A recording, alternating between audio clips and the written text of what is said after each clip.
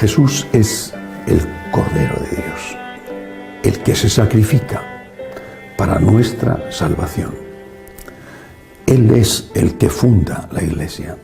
Él es la segunda persona de la Santísima Trinidad, el Hijo de Dios vivo, hecho hombre. No hay que olvidarlo nunca. Somos seguidores de Cristo. Aquellos, los primeros apóstoles y después los que vinieron, tenían muy claro que estaban siguiendo a Cristo, que Cristo era el Mesías, el Maestro, el Rabí, como le llama Andrés, el que enseña, que Cristo era aquel que merecía la pena seguir por sus enseñanzas, por sus milagros, por su amor, y después, cuando murió y resucitó, porque tuvieron entonces ya totalmente claro que de verdad era Dios hecho hombre. ¿Por qué digo esto? Porque tenemos que seguir a Jesús. Cuando el Señor le dice a los apóstoles que vayan a vivir con Él, porque ellos le han preguntado primero dónde vives, está diciéndoles que tienen que compartir su vida, su ministerio y también su suerte en el futuro. No sé si en aquel momento tenían claro que les esperaba el martirio. Y cuando el Señor le dice, en aquel momento se llamaba Simón, después Él le cambia el nombre, le llama Cefas, Pedro, Cefas, cabeza, Pedro. Cuando le dice que va a ser su sucesor, está diciéndole que tiene que seguirle, y que tiene que seguirle de una forma especial, representándole. No que tiene que sustituirle, no que tiene que dar un golpe de estado para derrumbarle, acabar con él.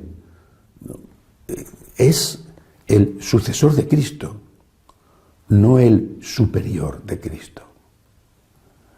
Toda su importancia y todo el respeto y el cariño que se le debe es precisamente por esto.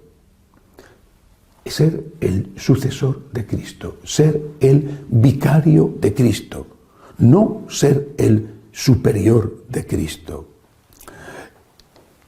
El papel de Pedro, de San Pedro, del Papa en la Iglesia Católica es tan importante que sin el Papa no podemos estar seguros de que estamos en la Iglesia de Cristo. Pero el Papa tiene la obligación de ser siempre fiel a Cristo. Es decir, tiene el deber, por encima de cualquier otra cosa, por encima de su vida, incluso, ahí están los papas que han muerto mártires, tiene el deber de ser fiel a Cristo y de representar a Cristo, no de sustituir a Cristo. Eso es tan importante que si en un caso hipotético, que no ha ocurrido en 2000 años, hubiera un papa que dijera Cristo está equivocado o hay que corregir las enseñanzas de Cristo, automáticamente dejaría de ser el papa. Por eso siempre tenemos que estar con el papa. Porque si, repito, hubiera un papa que cometiera una herejía, automáticamente dejaría de ser papa. Por lo tanto, no podríamos seguir a alguien que ya no es papa. Pero mientras el papa sea fiel a su mandato, sea un seguidor de Cristo como cualquier cristiano y fiel a su mandato específico de ser el vicario de Cristo, tenemos que estar con el Papa. He leído estos días en dos artículos distintos que los seguidores de Monseñor Lefebvre, los lefebrianos o lefebristas, rezan todos los días por el Papa y que en la Santa Misa le nombran como el Papa legítimo. Hay otros que no son así y que ya no le consideran al Papa Francisco un Papa legítimo. No es mi caso. Y me ha alegrado, repito, que los tradicionalistas de Monseñor Lefebvre, que están dentro de un cisma, han formado un cisma, Sin embargo, sigan considerando al Papa Francisco como el Papa legítimo y recen por él. Tenemos que estar con el Papa. Repito, el Papa tiene que ser el primer seguidor de Jesús, el primero, el que garantiza que lo que se enseña en la Iglesia Católica es lo que enseñó Jesús y no otra cosa.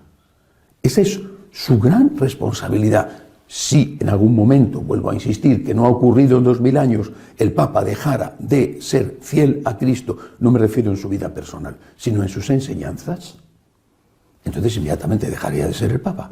Pero mientras nosotros estemos seguros, como lo estamos, de que el Papa es fiel a Cristo, tenemos que estar con el Papa. No entiendo otra manera de ser católico que no sea ser fiel al Papa. No se puede estar con Cristo en la Iglesia fundada por Cristo, que es el cuerpo místico de Cristo, y no estar con el Papa. Si el Papa dejara de ser el Papa, pues habría que poner otro Papa. Dejan de ser papas los papas cuando se mueren, por ejemplo, o cuando renuncian. Pues en ese momento se elige a otro Papa, ya está. Y estaríamos siempre con el Papa. No podemos estar con Cristo y seguir a Cristo si no estamos con el Papa. El Evangelio de hoy lo dice claramente. Tú eres Cefas, tú eres Pedro. Y en otro momento el Señor dirá, insistiendo en esto, sobre esta piedra edificaré mi iglesia. Estamos con el Papa, porque el Papa está con Cristo. Mientras esto no sea obvio y evidente, no tenemos ningún motivo para dejar de querer, de respetar, de obedecer y de rezar por el Papa.